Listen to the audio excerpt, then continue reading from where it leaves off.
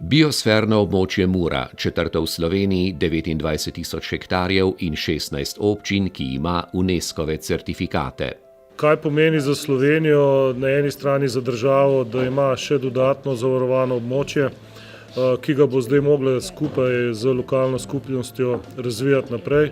Lokalna skupnost pa priložnosti turistične, zaposlitve, kulturne, da to območje uporabi sebi v prid. Razvoj, promocija, povezovanje z državami regije v koridorju Mure, Drave in Donave.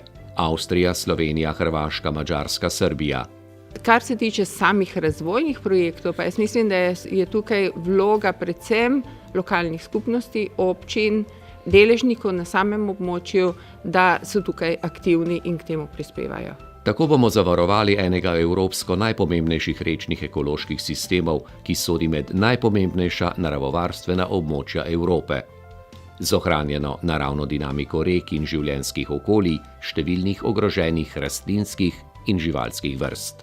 In to je bistvena prednost, ki jo jaz vidim, s tem dobite, če hočete, neko garancijo za tiste, ki bomo prihajali k vam, se bodisi zdraviti, bodisi spočivati, ali pa na dobro gibanico ali kakšno drugo vašo dobroto.